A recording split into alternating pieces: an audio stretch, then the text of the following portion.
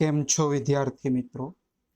હવે આપણે આજે ધોરણ 11 ચેપ્ટર નંબર 4 રાસાયણિક બંધન અને આણ્વીય રચનામાં આગળનો આજનો આપણો જે ટોપિક છે મોસ્ટ આઈએમપી ટોપિક છે VSEPR સિદ્ધાંત. તો VSEPR સિદ્ધાંત આજે આપણે સમજવાનો છે. પહેલા તો આનું ફૂલ નેમ આપણે સમજીએ તો ઇંગ્લિશમાં આને કહીએ છીએ વેલેન્સ સેલ ઇલેક્ટ્રોન પેર રિપલ્શન. ગુજરાતીમાં આનું નામ થાય છે વેલેન્સ એટલે સંયોજકતા, સંયોજકતા. શેલ એટલે કોષ, ઇલેક્ટ્રોનનું ગુજરાતી ઇલેક્ટ્રોન જ થશે. પેર એટલે યુગ્મ અને રિપલ્શન એટલે અપાકર્ષણ. આ થિયરીનું નામ થયું સંયોજકતા કોષ ઇલેક્ટ્રોન યુગ્મ અપાકર્ષણનો સિદ્ધાંત. તો જો પહેલો પ્રશ્ન અહીંયા બને છે કે લુઈસ સિદ્ધાંતની મર્યાદા તથા VSEPR સિદ્ધાંતની મુખ્ય અભિધારણાઓ લખો. એટલે કે VSEPR સિદ્ધાંતના મુખ્ય મુદ્દાઓ લખો. તો પહેલા આપણે એક જ પોઈન્ટમાં કહીએ છીએ કે લુઈસ સિદ્ધાંતની મર્યાદા શું છે? તો લુઈસ સિદ્ધાંત વડે આપણે અણુનો આકાર સમજાવી શકતા નથી. ક્લિયર? તો પહેલી આ મર્યાદા લખી દીધી. હવે આપણે અહીંયા અણુના આકાર સમજવા માટે એક નવી થિયરી લાગુ પડે છે જેને કહેવામાં આવે છે VSEPR સિદ્ધાંત. એ આપણે અહીંયા સમજવાનું છે. તો જુઓ, સહસંયોજક અણુના આકારનું પ્રાકથન કરવા સિજવિક અને પોવેલ નામના બે વૈજ્ઞાનિકોએ પરમાણુની સંયોજકતા કોષમાંના ઇલેક્ટ્રોન યુગ્મની પારસ્પરિક ક્રિયા વિશે એક સરળ સિદ્ધાંત પ્રતિપાદિત કર્યો જેને VSEPR સિદ્ધાંત કહીએ છીએ. તો ફરીથી રિપીટ કરું છું, સહસંયોજક અણુ હોય એનો આકાર, એનું પ્રાકથન એટલે કે અનુમાન કરવા માટે બે વૈજ્ઞાનિક, કયા બે છે? સિજવિક અને પોવેલ નામના વૈજ્ઞાનિકે VSEPR સિદ્ધાંત આપેલો છે. ચલો, VSEPR સિદ્ધાંતની અહીંયા આપણે 6 અભિધારણાઓ મુખ્ય જોવાની છે જે અહીંયાથી સ્ટાર્ટ થાય છે. અભિધારણા નંબર 1, અણુનો આકાર મધ્યસ્થ પરમાણુની આજુબાજુ અથવા આસપાસેના સંયોજકતા કોષ ઇલેક્ટ્રોન યુગ્મ. કયા ઇલેક્ટ્રોન યુગ્મ? તો બંને પ્રકારના આવી ગયા, બંધકારક અને અબંધકારક. તેમની સંખ્યા પર આધાર રાખે છે. ફરીથી અહીંયા વાત કરીએ આપણે, અણુનો આકાર નક્કી કરવા માટે તમારે મધ્યસ્થ પરમાણુની આજુબાજુ સંયોજકતા કોષના ઇલેક્ટ્રોન યુગ્મ જોવા પડે, બંધકારક અને અબંધકારક બંને. આ પહેલો એનો પોઈન્ટ થયો. ચલો ઉદાહરણ સાથે સમજીએ. ફોર એક્ઝામ્પલ, મારી પાસે પાણી છે H2O. હવે આનો આકાર સમજવો હોય તો પહેલા તો આપણે લુઈસ બિંદુ નિરૂપણ કરી દઈએ. Oxygen, hydrogen, hydrogen. ઓક્સિજનના 6 ઇલેક્ટ્રોન, આ 6, હાઇડ્રોજનનો આ એક ઇલેક્ટ્રોન. તો આ ઇલેક્ટ્રોન અહીંયા જે બે બંધ બનાવવામાં ઉપયોગ થયા તેને આપણે શું કહીશું? બંધકારક ઇલેક્ટ્રોન યુગ્મ. અને જેણે ઉપર બંધ નથી બનાવ્યા આને આપણે શું કહીશું? અબંધકારક ઇલેક્ટ્રોન યુગ્મ. તો આની સંખ્યા કેટલી છે એના ઉપર આધાર રાખે છે. આ પહેલી અભિધારણા. ક્લિયર? અભિધારણા નંબર 2, કે સંયોજકતા કોષમાં ઇલેક્ટ્રોન યુગ્મ પરસ્પર એકબીજાનું અપાકર્ષણ કરશે. હવે આપણને ખ્યાલ છે કે ઇલેક્ટ્રોન પોતે ઋણ વીજભારિત હોય, તો સંયોજકતા કોષમાં જેટલા અબંધકારક ઇલેક્ટ્રોન યુગ્મ વધશે તેટલું અપાકર્ષણ વધશે. બરોબર? તો અહીંયા આપેલું છે સંયોજકતા કોષમાં ઇલેક્ટ્રોન યુગ્મ પરસ્પર એકબીજાનું અપાકર્ષણ કરશે, કારણ કે તે બધાના ઇલેક્ટ્રોનીય વાદળ કેવા હોય છે? સમાન ઋણ વીજભારિત હોય છે. ઋણ વીજભારિત હોવાનું એટલે ઇલેક્ટ્રોન વચ્ચે શું થશે? અપાકર્ષણ થશે. આ બીજી અભિધારણા થઈ. બે અભિધારણા પૂરી થઈ. અહીંયા અભિધારણા નંબર 3. ચલો, અપાકર્ષણ તો અહીંયા થાય છે, પણ અપાકર્ષણ થઈને ઇલેક્ટ્રોન યુગ્મ અવકાશમાં કેવી રીતે ગોઠવાશે? તો ઇલેક્ટ્રોન યુગ્મ ઓછામાં ઓછું અપાકર્ષણ થાય અને તેમની વચ્ચેનું અંતર વધારેમાં વધારે થાય તેવી રીતે ગોઠવાય. તો ત્રીજો પોઈન્ટ જુઓ. આ બધા જ ઇલેક્ટ્રોન યુગ્મ અવકાશમાં એવી રીતે ગોઠવાય છે કે જેથી અપાકર્ષણ ઓછું થાય, ઇલેક્ટ્રોન યુગ્મ વચ્ચેનું અપાકર્ષણ લઘુત્તમ થાય અને આ માટે તેમની વચ્ચેનું અંતર શક્ય હોય તેટલું વધે. તો આપણે જાણીએ છીએ કે પાણીનો ઉપર જો અણુનો આકાર જોઈએ તમે, તો પાણીની અંદર શું થતું હશે?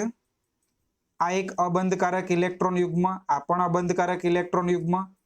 આ બંને ઋણ વીજભારિત એટલે બંને એકબીજાથી દૂર જશે. બંને એકબીજાથી દૂર જશે એટલે તેમના વચ્ચેનું અંતર શું થશે? શક્ય હોય તેટલું વધશે અને બંને એકબીજાથી દૂર જાય એટલે અપાકર્ષણ કેવું થાય? ઓછું થઈ જાય. તો ઇલેક્ટ્રોન યુગ્મ અવકાશમાં આવી રીતે ગોઠવાય છે. આ થઈ ત્રીજી અભિધારણા. ફરીથી ત્રીજી અભિધારણા કે ઇલેક્ટ્રોન યુગ્મ અવકાશમાં એવી રીતે ગોઠવાશે કે જેથી તેમના વચ્ચેનું અપાકર્ષણ ઓછું થાય અને તેમના વચ્ચેનું અંતર વધે છે. હવે આપણે સંયોજકતા કોષને કઈ રીતે લેવામાં આવે છે? તો જો સંયોજકતા કોષ પાણીની જો હું વાત કરું તો આવી રીતે લેવામાં આવે. આ બંધ, આ બંધ, આ ઇલેક્ટ્રોન યુગ્મ, આ ઇલેક્ટ્રોન યુગ્મ. સંયોજકતા કોષને આવી રીતે આપણે વર્તુળાકાર તરીકે લેવામાં આવે છે. આ જે છે એ સંયોજકતા કોષ છે. સંયોજકતા કોષ. તો ચોથી અભિધારણા વાંચીએ છીએ. સંયોજકતા કોષને વર્તુળાકાર એટલે કે ગોળાકાર લેવામાં આવે છે, જેમાં ઇલેક્ટ્રોન યુગ્મ એકબીજાથી મહત્તમ અંતરે વર્તુળાકાર સપાટી પર સ્થાનીકૃત એટલે કે ગોઠવાય છે. ચલો, અભિધારણા નંબર 5. બહુબંધને એકલ ઇલેક્ટ્રોન યુગ્મના જેવા ગણવામાં આવે છે. હવે કોઈ અણુની અંદર જ્યારે એક કરતા વધારે બંધ હોય તો તેને આપણે એક જ ઇલેક્ટ્રોન યુગ્મ તરીકે ગણવું અને બહુબંધના 2 કે 3 ઇલેક્ટ્રોન યુગ્મને એકલ અતિયુગ્મ તરીકે ગણાય છે. બરોબર. તો પાંચમી અભિધારણા ફરીથી કે ધારો કે આપણી પાસે કોઈ અણુ છે જેની અંદર ડબલ બોન્ડ રહેલા હોય. બરોબર. તો for example X double bond Y. તો આ ડબલ બોન્ડની અંદર જે ઇલેક્ટ્રોન યુગ્મ છે એ ઇલેક્ટ્રોન યુગ્મને આપણે શું ગણવું? એકલ ઇલેક્ટ્રોન યુગ્મ ગણવું. બરાબર. હકીકતમાં જોઈએ તો આમાં કેટલા ઇલેક્ટ્રોન યુગ્મ હોય? 2. પણ આપણે અણુનો આકાર સમજતી વખતે આમાં એકલ ઇલેક્ટ્રોન યુગ્મ છે તેવું ગણવામાં આવે છે. આ થઈ પાંચમી અભિધારણા. હવે આવે છે અભિધારણા નંબર 6. જો અણુને 2 કે તેથી વધારે રચનાથી રજૂ કરી શકાય તો VACPR નમૂનો આવી કોઈ રચનાઓને લાગુ પાડી શકાય છે. કે કોઈ પણ અણુ હોય એના એક કરતા વધારે બંધારણો શક્ય હોય ત્યારે કોઈ પણ બંધારણ માટે તમે valence shell electron pair રિપલ્શન theory લાગુ પાડી શકો છો. કોઈ પણ રચના માટે તમે લાગુ પાડી શકો છો. હવે આ છેલ્લો અને 7મો પોઈન્ટ આવે છે, એ મેઇન પોઈન્ટ આવે છે. અણુનો આકાર સમજવા માટે, એના કારણો સમજવા માટેનો અગત્યનો પોઈન્ટ છે કે ઇલેક્ટ્રોન યુગ્મની પારસ્પરિક અપાકર્ષણની ક્ષમતા, કેપેસિટી ઓફ રિપલ્શન, અપાકર્ષણની ક્ષમતા એ નીચેના ક્રમ મુજબ ઘટે છે. એટલે સૌથી મહત્તમ અપાકર્ષણ શેમાં થતું હશે? તો LP અને એલપી. આપણે આવી રીતે એને શોર્ટમાં યાદ રાખીશું. જો નીચે બતાવી દઉં તમને કઈ રીતે યાદ રાખીશું. એલ પી એલ પી, પછી શું આવશે? ગ્રેટર ધેન એલ પી બી પી, અને લાસ્ટમાં શું આવશે? BP BP. હવે એલપી એલપી નો અર્થ શું થાય છે? તો એલપી એલપી એટલે લોન પેર લોન પેર. ચલો પેલા ઇંગ્લિશમાં લખીએ છીએ લોન પેર. લોન પેર એટલે થશે અબંધકારક ઇલેક્ટ્રોન યુગ્મ, અને બીપી એટલે થશે બોન્ડ પેર અથવા બોન્ડિંગ પેર. બોન્ડિંગ પેર નો ગુજરાતી શું થશે? બંધકારક ઇલેક્ટ્રોન યુગ્મ. તો જો હવે આખું આને ગુજરાતીમાં વાંચી શકાય. લોન પેર એટલે શું થશે? અબંધકારક ઇલેક્ટ્રોન યુગ્મ. પછી આવશે અબંધકારક અને બંધકારક ઇલેક્ટ્રોન યુગ્મ, અને છેલ્લું આવશે બંધકારક અને બંધકારક ઇલેક્ટ્રોન યુગ્મ. એટલે અપાકર્ષણ સૌથી વધારે શેમાં થતું હશે?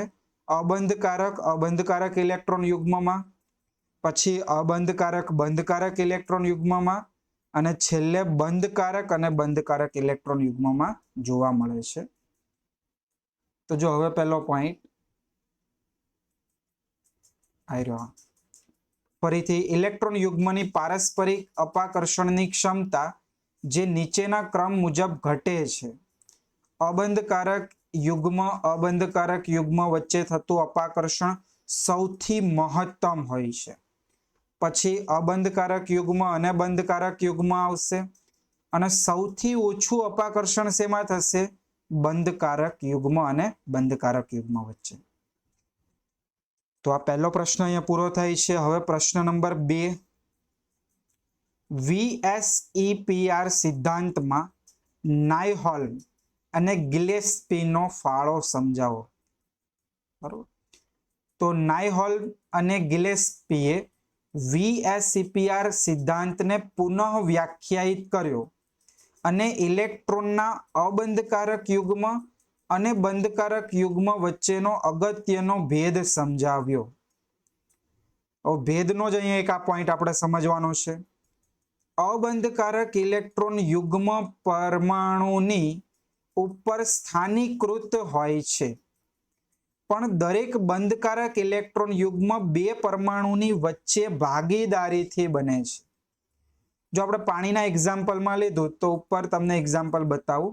આ પાણીના એક્ઝામ્પલમાં ઓક્સિજન ઉપર તમે આ બે અબંધકારક ઇલેક્ટ્રોન યુગ્મ જોઈ શકો છો. બરોબર. એ પરમાણુ ઉપર, આ એક ઓક્સિજન પરમાણુ ઉપર જ સ્થાનીકૃત થયેલું હોય છે. જ્યારે આ બંધકારક ઇલેક્ટ્રોન યુગ્મ કઈ રીતે હોય છે? તો આ ઓક્સિજન અને હાઇડ્રોજન વચ્ચે ભાગીદારીને કારણે બનેલું હોય છે. તો ફરીથી પહેલો પોઈન્ટ અહીંયા નીચે જુઓ.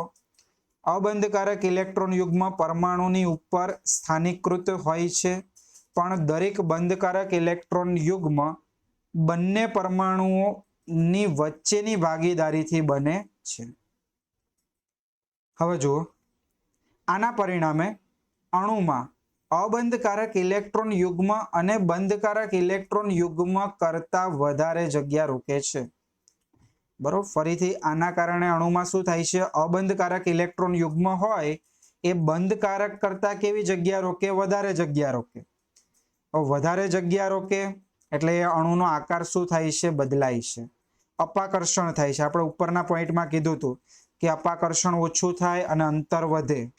બરોબર. એના કારણે તો અહીંયા આપ્યું છે. અને ઇલેક્ટ્રોનના અબંધકારક યુગ્મની વચ્ચે અને બંધકારક યુગ્મની સરખામણીમાં વધારે અપાકર્ષણ થાય છે.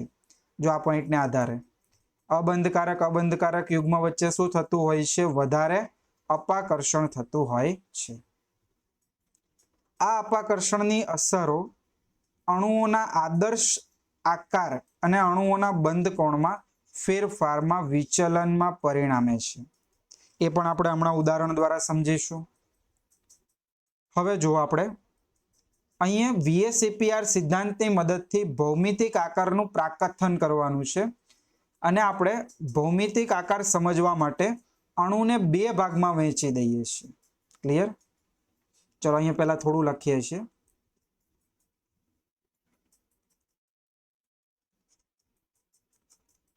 ભૌમિતિક આકારનું પ્રાકથન કરવા માટે અણુને આપણે બે ભાગમાં વહેંચી દીધા. પહેલું, અણુઓ કે જેમાં મધ્યસ્થ પરમાણુ પર અણુઓ કે જેમાં મધ્યસ્થ એટલે વચ્ચેનો પરમાણુ, તો મધ્યસ્થ પરમાણુ પર અબંધકારક ઇલેક્ટ્રોન યુગ્મ ન હોય, અબંધકારક ઇલેક્ટ્રોન યુગ્મ ન હોય તેવા અણુઓ આપણે પહેલા જોઈશું. અને બીજું, અણુઓ કે જેમાં મધ્યસ્થ પરમાણુ પર શું આવે? અબંધકારક ઇલેક્ટ્રોન યુગ્મ હોય. તો ફરીથી આ પોઈન્ટ પછી આપણે બે ટેબલ જોવાના છે. એક પહેલું આના માટેનું ટેબલ આવશે અને બીજું આના માટેનું ટેબલ. ચોપડીમાં પણ તમને આપ્યું છે. ટેબલ છે એ મોસ્ટ ઇમ્પોર્ટન્ટ છે MCQ માટે. દરેક અણુના આકાર આપણે અહીંયા સમજવાના થશે. તો અણુઓના ભૌમિતિક આકાર સમજવા માટે અણુને આપણે બે ભાગમાં વહેંચી દીધા. પહેલું, અણુઓ કે જેમાં મધ્યસ્થ પરમાણુ પર અબંધકારક ઇલેક્ટ્રોન યુગ્મ ન હોય, ફક્ત ને ફક્ત બધા બંધકારક જ હોય, એટલે બધાએ બંધ બનાવેલો જ હોય. અને બીજું, અણુઓ કે જેમાં મધ્યસ્થ પરમાણુ પર અબંધકારક ઇલેક્ટ્રોન યુગ્મ હોય. તો હવે આપણે પહેલો પ્રશ્ન અહીંયા જોઈએ છે. જો અણુમાં ફક્ત બંધકારક ઇલેક્ટ્રોન યુગ્મ જ હોય તો તેવા ભિન્ન અણુઓ અને તેમના આકારો જણાવો. આપણે ફક્ત ને ફક્ત શું હોવા જોઈએ? બંધકારક ઇલેક્ટ્રોન યુગ્મ જ હોવા જોઈએ. અબંધકારક ઇલેક્ટ્રોન યુગ્મ હોવા જોઈએ નહીં. તો જો અહીંયા પહેલા તો એનો જ પોઈન્ટ આપ્યો છે. VSEPR સિદ્ધાંતની મદદથી અણુના આકારો નક્કી કરવામાં મદદરૂપ થાય છે. VSEPR સિદ્ધાંતની મદદથી અણુના આકારોનું પ્રાકથન કરવા માટે અણુને બે ભાગમાં વહેંચી દેવામાં આવે છે, જેમાં મધ્યસ્થ પરમાણુની ઉપર એક અથવા વધારે ફક્ત બંધકારક ઇલેક્ટ્રોન યુગ્મ હોય તેવા અણુઓ, અને બીજું, મધ્યસ્થ પરમાણુ એની આસપાસ ફક્ત બંધકારક ઇલેક્ટ્રોન યુગ્મ અને અબંધકારક ઇલેક્ટ્રોન યુગ્મ હોતા નથી. એવા આપણે અહીંયા સમજવાના છે. તો જો નીચે એક કોષ્ટક આપેલું છે. આ બધા અણુઓ એમાં ફક્ત ને ફક્ત આપણને શું જોવા મળશે? બંધકારક ઇલેક્ટ્રોન યુગ્મ. હવે આપણે કેવા અણુઓ જોવાના છે એનું સાદી માહિતી પહેલા ઉપર લખીએ, પછી અણુઓ જોઈએ. એક આપણે જોવાનું છે AB2. હવે AB2 હોય તો એવા અણુનો આકાર થશે રેખીય. બીજું આવશે એક AB3. AB3 ની અંદર આકાર આવશે સમતલીય સમત્રિકોણ. પછી આવશે AB4. AB4 ની અંદર આકાર આવશે ચતુષ્ફલકીય. પછી આવશે AB5. AB5 ની અંદર આકાર આવશે ત્રિકોણીય દ્વિપિરામિડલ. અને એક આવશે AB6 જે અષ્ટફલકીય આકાર ધરાવે છે. તો હવે ટેબલમાં જોઈએ દરેક ઉદાહરણ સાથે. જો પહેલું આજે આપ્યું છે તમને AB2 પ્રકારના અણુ આપ્યા છે, જેના અંદર એ જે છે એ શું છે? મધ્યસ્થ પરમાણુ. એ શું છે આપણી પાસે? મધ્યસ્થ પરમાણુ. તો જો અહીંયા ઉપર આપ્યું છે કે ઇલેક્ટ્રોન યુગ્મ કેટલા હશે? તો આમાં જેટલા પરમાણુ હશે ને મધ્યસ્થ પરમાણુની બાજુમાં એટલા ઇલેક્ટ્રોન યુગ્મ હશે, એટલે જેટલા બી પરમાણુ હશે એટલા ઇલેક્ટ્રોન યુગ્મ હોય. તો કેટલા ઇલેક્ટ્રોન યુગ્મ જોવા મળે? 2. હવે કઈ રીતે ગોઠવણી થાય છે? તો એ એટલે એને મધ્યમાં મૂકી દીધો અને અહીંયા તમારે 2 આ એક બી અહીંયા ગોઠવવું પડે અને બીજો બી અહીંયા ગોઠવવો પડે, એટલે AB2. તો આવી રીતે આપણે અણુની ભૂમિતિ દોરી શકીએ. AB2 અણુનો આકાર કેવો થશે? રેખીય આકાર. અને રેખીય આકાર થાય એટલે બંધ કોણ કેટલો થઈ જાય? 180 ડિગ્રી. હવે આ સંકરણ અત્યારે ખાલી એમને જોઈ લો. સંકરણ શોધવા માટેની આપણે એક મેથડ છે, એના માટેનો અલગ વિડીયો બનાવીશું, એમાં આપણે સમજીશું બધા અણુના સંકરણ કઈ રીતે શોધી શકાય. તો સંકરણ અત્યારે બાકી રાખો. ઉદાહરણ કયા કયા છે? BeCl2 અને HgCl2. સંકરણ માટેનો વિડીયો આના પછી આપણે લઈ લઈશું, બરોબર? એટલે સંકરણ અત્યારે બાકી રાખો. પછી આ બધા જે ઉદાહરણ છે એ સોલ્વ કરવાના. હું તમને સંકરણ શોધવાની એક શોર્ટ મેથડ બતાવીશ, એના આધારે આ બધા એક્ઝામ્પલો સોલ્વ કરવાના. તો આ બંને એક્ઝામ્પલો છે રેખીય AB2 પ્રકારના. અહીંયા જોઈ શકાય આ બેરેલિયમ એટલે A અને ક્લોરીન એટલે B. ક્લોરીન કેટલા છે? 2, એટલે AB2. ચલો એવી રીતે આપણે બીજો અણુ લઈએ છીએ AB3. AB3 તો અહીંયા બી પરમાણુ કેટલા છે? 3, એટલે ઇલેક્ટ્રોન યુગ્મ કેટલા આવશે? 3. જો હું અહીં લખી આપું છું, આ બધા ઇલેક્ટ્રોન યુગ્મ કેવા છે? બંધકારક ઇલેક્ટ્રોન યુગ્મ છે આ બધા. કારણ કે આમાં અબંધકારક ઇલેક્ટ્રોન યુગ્મ કેટલા છે? 0. આપણે પહેલા જ કહી દીધું હતું. અબંધકારક ઇલેક્ટ્રોન યુગ્મ આ બધા એક્ઝામ્પલોમાં કેટલા આવશે? 0 આવશે. તો બીજું આપણે લીધું AB3, 3 ઇલેક્ટ્રોન યુગ્મ. તો વચમાં તમારે A ગોઠવી દેવાનો, આજુબાજુ 3 બી પરમાણુ ગોઠવો એટલે તમને કેવી રચના મળે? સમતલીય સમત્રિકોણીય રચના AB3. ક્લિયર? અને આના એક્ઝામ્પલમાં આવે છે BF3. ચલો એના પછી આવે છે AB4 પ્રકારના અણુ. ચલો એમાં ઇલેક્ટ્રોન યુગ્મની સંખ્યા કેટલી આવશે? જેટલા બી પરમાણુ એટલા ઇલેક્ટ્રોન યુગ્મ, એટલે કે 4. હવે આની રચના કેવી હોય છે? તો આની રચના તમારે વચ્ચે A મૂકવાનો છે અને આજુબાજુ 4 બી એવી રીતે મૂકવાના કે જેથી 4 ફલકો ઉત્પન્ન થાય. હવે ફલક એટલે શું? તો ફલક એટલે શું થશે? બાજુ. 4 બાજુ ઉત્પન્ન થવી જોઈએ. તો તમને બતાવી દઉં, આ એક ફલક, અલગ અલગ પેનથી 4 ફલક બતાવું છું. પછી તમે જોઈ શકો છો આ બીજી આગળની ફલક,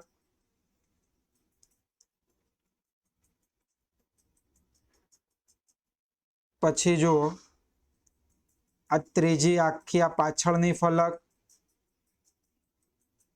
અને એક આ નીચેની ફલક. આવી રીતે અહીંયા સમચતુષ્ફલકીય રચના થાય છે, બરોબર? તો AB4 એટલે સમચતુષ્ફલકીય બંધારણ. સંકરણ sp3 થશે, એ આગળ તમને ખ્યાલ આવશે.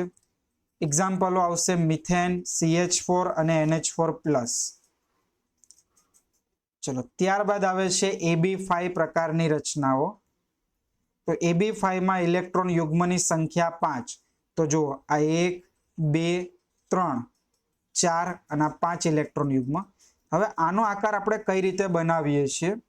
તો આનો આકાર હોય છે ત્રિકોણીય દ્વિપિરામિડલ. એટલે આવી રીતે તમારે ગોઠવવાનું. વચમાં A મૂક્યો. હવે પહેલા એક ત્રિકોણ બનાવવાનું. આ એક ઇલેક્ટ્રોન યુગ્મ, આ બીજું ઇલેક્ટ્રોન યુગ્મ અને આ ત્રીજું ઇલેક્ટ્રોન યુગ્મ. બધા ઇલેક્ટ્રોન યુગ્મને તમે જોડો તો એક ત્રિકોણ બનવું જોઈએ, બરોબર? તો આ બની ગયું અહીંયા ત્રિકોણ. હવે 2 ઇલેક્ટ્રોન યુગ્મ છે, એમાં એકને ઉપર ગોઠવો અને એકને નીચે, એટલે એક ઉપર એક નીચે. જ્યારે ઉપર સાથે જોડો એટલે એક પિરામિડ ઉપર બન્યું અને નીચે સાથે જોડો એટલે બીજું પિરામિડ નીચે બને. એટલા માટે અહીંયા શું લખ્યું છે? દ્વિપિરામિડલ. જો આ રચના ખ્યાલ આવે તમને, એ મધ્યસ્થ પરમાણુ, આખું એક ત્રિકોણ બન્યું, ત્રિકોણીય, હવે જો દ્વિપિરામિડની અંદર એક પિરામિડ ઉપર બનશે, આવી રીતે જોડો એટલે એક પિરામિડ બની ગયું, અને એવી રીતે નીચે એક પિરામિડ બને, એટલે ત્રિકોણીય દ્વિપિરામિડલ રચના થશે. એક્ઝામ્પલ PCl5, આના વિશે આગળ આપણે આ ચેપ્ટરમાં ભણવાનું થશે. એના પછી આવે છે AB6. AB6 ની અંદર ઇલેક્ટ્રોન યુગ્મની સંખ્યા કેટલી આવશે? 6 આવશે. હવે 6 ઇલેક્ટ્રોન યુગ્મને તમારે અષ્ટફલકીય, અષ્ટફલક એટલે 8 ફલકો થવી જોઈએ. તો જો અહીં સાઈડમાં બતાવી દઉં, તમે અહીંયા એ મધ્યસ્થમાં મૂક્યું. પહેલા તમે એક સમતલીય ચોરસ બનાવો, બી, આ બી, આ બી અને આ બી, આ એક જ સમતલમાં છે. આવી રીતે આ બંધ બતાવી દો. હવે એક બી પરમાણુ સમતલની ઉપર અને એક બી પરમાણુ સમતલની નીચે, આ ચારે ચાર બી ઉપર જોડો એટલે અહીંયા 4 ફલક ઉપર બનશે. આ એક પાછળનું, એક બાજુનું અને એક આગળનું. એવી જ રીતે 4 ફલક નીચે બને. એટલે આવી રચનાને આપણે શું કહીએ છીએ? અષ્ટફલકીય રચના. બરાબર, AB6 અષ્ટફલકીય રચનાઓ થાય છે. ઉદાહરણ આવશે SF6. તો ફરીથી એક વખત ટોટલ આપણે એટલા અણુઓ જોયા. AB2 એટલે રેખીય, AB3 એટલે સમતલીય સમત્રિકોણ, AB4 એટલે સમચતુષ્ફલકીય, AB5 એટલે ત્રિકોણીય દ્વિપિરામિડલ અને AB6 એટલે અષ્ટફલકીય રચનાઓ હોય છે. હવે આપણે એવા અણુઓની વાત કરવાની છે કે જેમાં મધ્યસ્થ પરમાણુ પર અબંધકારક ઇલેક્ટ્રોન યુગ્મ હોય તેવા અણુઓ. તો જો અહીં આપ્યું છે, જો અણુમાં મધ્યસ્થ પરમાણુ અબંધકારક અને બંધકારક બંને ઇલેક્ટ્રોન યુગ્મ ધરાવતા હોય તો તેવા ભિન્ન અણુઓના આકાર વિશે લખો. તો જો આપણે હવે અબંધકારક ઇલેક્ટ્રોન યુગ્મને શેના વડે દર્શાવીશું? તો કેપિટલ E વડે. કેપિટલ E એટલે શું થશે? અબંધકારક ઇલેક્ટ્રોન યુગ્મની સંખ્યા. તો એના માટેનું એક ટેબલ જુઓ, નીચે આપેલું છે. જો એના માટે તમારે કઈ રીતે અહીંયા યાદ કરવું, થોડું એનો શોર્ટકટ બતાવી દઈએ. તો આપણે અણુ જોવાના છે AB2, AB2 E, પછી AB2 E2. આવી જ રીતે તમારે લઈ લેવાનું AB3 E અને શું આવશે? AB3 E2. એવી જ રીતે શું લઈ લેવાનું? AB4 E અને શું લેવાનું? AB4 E2 અને લાસ્ટ તમારે લેવાનું છે AB5 E. આપણે ટોટલ 7 અણુઓ જોવાના છે. ચોપડી તમે જુઓ, ટેક્સ્ટબુકની અંદર તમને એક ટેબલ આપ્યું હશે જમણી બાજુના પેજ ઉપર, જેમાં આપેલું હશે કે અણુઓ કે જેમાં મધ્યસ્થ પરમાણુ પર એક અથવા વધારે અબંધકારક ઇલેક્ટ્રોન યુગ્મ રહેલા હોય. તો એવા આપણે 7 એક્ઝામ્પલો લેવાના છે. પહેલા તો AB2 અને AB2, એમાં એક વખત AB2 માં એક અબંધકારક ઇલેક્ટ્રોન યુગ્મ અને એક વખત આપણે કેટલા લીધા? 2. એવી જ રીતે AB3 માં પણ લઈ લીધા 1 આ 2, AB4 માં પણ એવી જ રીતે લીધા અને એઝ ઇટ ઇઝ. ક્લિયર? હવે ઇલેક્ટ્રોન યુગ્મનો ગોઠવણી એ બધું તમારે આગળની રીતે જ રહેશે. તો જો પહેલા અહીંયા આપણે નીચે ટેબલ જોઈએ. આ રીતનું ટેબલ છે. પહેલા આપણે લઈ લઈએ AB2E અને AB2E2 પ્રકારના અણુઓ. તો AB2E એટલે શું થશે? એક અબંધકારક ઇલેક્ટ્રોન યુગ્મ. અહીં આપી દીધું 1. અને B2 અહીંયા 2 B છે એટલે શું આવશે? 2 બંધકારક ઇલેક્ટ્રોન યુગ્મ. ચલો એવી રીતે આના માટે વિચારો તો શું થાય? તો આના માટે લખી શકાય 2 બંધકારક અને એની સંખ્યા કેટલી છે? 2. એટલે 2 અબંધકારક ઇલેક્ટ્રોન યુગ્મ. તો જો તમને અહીંયા ઉદાહરણો હું તમને રચના સાથે બતાવું છું કે મારી પાસે ઓઝોન હોય તો ઓઝોનનો તમે આકાર આપણે અગાઉ પણ ચર્ચા કરી, oxygen, double bond oxygen, single bond oxygen અને મધ્યસ્થ પરમાણુ ઉપર આવી રીતે આપણે એક અબંધકારક ઇલેક્ટ્રોન યુગ્મ લખ્યું હતું. આને મધ્યસ્થ પરમાણુ કહેવાય, મધ્યસ્થ પરમાણુ. તો તમે જોઈ શકો છો મધ્યસ્થ પરમાણુ ઉપર આપણને આ એક શું જોવા મળે છે? અબંધકારક ઇલેક્ટ્રોન યુગ્મ. આવી જ સેમ રચના શેની હોય છે? SO2 ની. જો SO2 ની આવી થાય SO અને O. સલ્ફરના કેટલા ઇલેક્ટ્રોન? 6. 1 2 3 4 5 6. ઓક્સિજનના કેટલા આવશે? 6.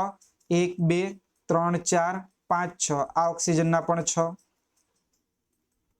ચલો આ બધાય તો બંધ બનાવી દીધો. સલ્ફરને આપણે શું કહીશું? તો સલ્ફરને આપણે કહીશું મધ્યસ્થ પરમાણુ. ચલો સલ્ફર ઉપર કેટલા અબંધકારક ઇલેક્ટ્રોન યુગ્મ છે? તો એક જ અબંધકારક ઇલેક્ટ્રોન યુગ્મ છે. એટલા માટે આ બંને અણુઓને આપણે કયા પ્રકારમાં લીધા છે? Ab2E પ્રકારમાં. તો Ab2E પ્રકારમાં બે બંધકારક ઇલેક્ટ્રોન યુગ્મ, એક અબંધકારક ઇલેક્ટ્રોન યુગ્મ. ઇલેક્ટ્રોન યુગ્મની ગોઠવણી આવી રીતે થાય, સમતલ્ય ત્રિકોણ બને. જુઓ આગળ આપણે ભણ્યા સમતલ્ય ત્રિકોણ, પણ અહીંયા શું થાય છે? આ અબંધકારક ઇલેક્ટ્રોન અને આ બંધકારક ઇલેક્ટ્રોન યુગ્મ વચ્ચે અપાકર્ષણ થાય છે, માટે આ અણુ વળી જાય છે અને અણુનો આકાર તમને કેવો મળે છે? વળેલો આકાર મળે છે. ક્લિયર? તો અણુનો આકાર પૂછે તમને SO2 અથવા ઓઝોન, તો એ ઓઝોન અને SO2 અણુનો આકાર કેવો આવશે? વળી ગયેલો આવશે, બેન્ટ થયેલો આવશે. ચલો એવી જ રીતે આપણે આ અણુ માટે જોઈએ Ab2E2. તો Ab2E2 માં બે બંધકારક અને બે અબંધકારક ઇલેક્ટ્રોન યુગ્મ હોય છે. હવે આપણે Ab2E2 એની ઇલેક્ટ્રોન યુગ્મની ગોઠવણી કઈ રીતની થશે? ચતુષ્ફલકીય. તમારે જો આ બંનેનો સરવાળો કરી દેવાનો, 2 ને 2 કેટલા થાય? 4. એટલે આપણે આવી રીતે લખી શકાય Ab4. હવે Ab4 એટલે મેં તમને કીધું હતું કયા પ્રકારની રચના થાય? સમચતુષ્ફલકીય. તો આકાર ગોઠવી દીધો. હવે એના એક્ઝામ્પલમાં આવશે H2O. તમે જોઈ શકો છો ઓક્સિજન બંધ બંધ અને આવી રીતે એના ઉપર શું હોય છે? અબંધકારક ઇલેક્ટ્રોન યુગ્મ. તો તમે જોઈ શકો 1 2 અબંધકારક ઇલેક્ટ્રોન યુગ્મ,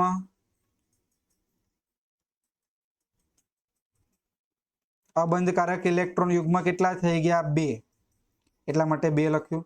અને આ 1 અને 2 એ બંધકારક ઇલેક્ટ્રોન યુગ્મ થાય છે. અને આનો જે આકાર હોય છે વળેલો V આકાર હોય છે, અથવા અહીં હું એક લખી આપું કોણીય આકાર પણ કહેવાય આને. બરોબર? આ કયો આકાર ધરાવે છે? કોણીય આકાર. ચલો એના પછી હવે લઈએ આપણે બીજા બે અણુ AB3E.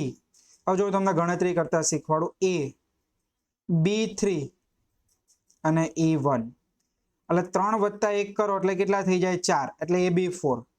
AB4 એટલે ઇલેક્ટ્રોનની અવકાશમાં ગોઠવણી ચતુષ્ફલકીય રીતે થશે. AB4 અણુ હોય એટલે. ઓકે. હવે અહીંયા બંધકારક કેટલા? તો B કેટલા છે? 3. 3 બંધકારક, E એક જ છે, એક અબંધકારક. અણુનો આકાર કેવો આવશે? ત્રિકોણીય પિરામિડલ આકાર આવશે. એમોનિયા NH3 એના ઉદાહરણમાં આવશે. ત્રિકોણીય પિરામિડલ આકાર જો આવી રીતે થશે, આ નાઇટ્રોજન, 3 હાઇડ્રોજન ત્રિકોણીય પિરામિડલમાં અને નાઇટ્રોજન ઉપર એક અબંધકારક ઇલેક્ટ્રોન યુગ્મ. હવે આવું કેમ? અહીંયા અવકાશીય ગોઠવણી તો સમચતુષ્ફલકીય છે, અને આકાર કેમ આવો છે ત્રિકોણીય પિરામિડલ? તો એનું કારણ જ છે VACPR સિદ્ધાંત. VACPR સિદ્ધાંત મુજબ આ અબંધકારક ઇલેક્ટ્રોન અને જે આ બંધકારક ઇલેક્ટ્રોન છે એમના વચ્ચે અપાકર્ષણ થઈને એનો આકાર બદલાઈ જાય છે. તો AB3E અને પછી જો નીચે આપ્યું છે AB3E2. આ AB3E2 જોઈ લઈએ આપણે. ચલો AB3E2 માં તમે સરવાળો કરો એટલે AB5 જેવી રચના થઈ. એટલે અવકાશીય ગોઠવણી હોય તો આકાર કેવો આવશે? ત્રિકોણીય દ્વિપિરામિડલ. જો આવી રીતે તમે જોડી દો આમ, એટલે આ ત્રિકોણ બની ગયું અને ઉપર એક પિરામિડ ને એક નીચે પિરામિડ. ત્રિકોણીય દ્વિપિરામિડલ. બંધકારક કેટલા થશે? 3. અબંધકારક કેટલા થશે? 2. હવે આનો આકાર કેવો થાય છે? અણુનો આકાર ચીચવો આકાર થાય. ચીચવો એટલે શું થશે? સીસો, જે આપણા ગાર્ડનમાં હોય એ પ્રકારનો. કઈ રીતે? તો જુઓ, તમારે અહીંયા આવી રીતની ગોઠવણી કરવાની. આ એ, આ બી, આ બી. ચીચવો આકાર થઈ ગયો. અહીંયા ઉપર અબંધકારક ઇલેક્ટ્રોન યુગ્મ હશે. આવી રીતે આ રીતનો ચીચવો આકાર આપણને જોવા મળે, સીસો આકાર. અણુ કયો આવશે? SF4. ચલો, એના પછી બીજા બે પ્રકાર, AB4E. AB4 માં 4 બંધકારક ઇલેક્ટ્રોન યુગ્મ, 1 અબંધકારક ઇલેક્ટ્રોન યુગ્મ. અવકાશીય ગોઠવણી ત્રિકોણીય દ્વિપિરામિડલ જ થશે અને અણુનો આકાર થશે અહીંયા ચીચવો આકાર. ક્લિયર? ચલો, એના પછી જો એક મિનિટ, અહીંયા તમને કંઈક મિસ્ટેક લાગે છે. AB3E2. AB3E2 માં અહીંયા ટી આકાર આવશે. આ ટી આકાર, પ્રિન્ટિંગ મિસ્ટેક છે. અહીંયા ટી આકાર આવશે અને આ અણુઓ 2 વખત લખાઈ ગયા છે. અહીંયા એના એક્ઝામ્પલોમાં આવશે BrF3 અને ClF3.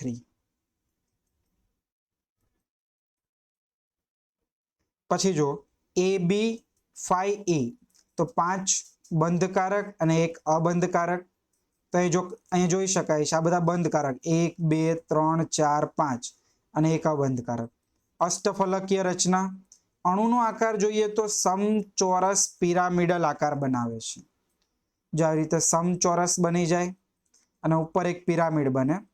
BrF5 એના એક્ઝામ્પલો થશે. છેલ્લી રચના આવે છે AB4E2.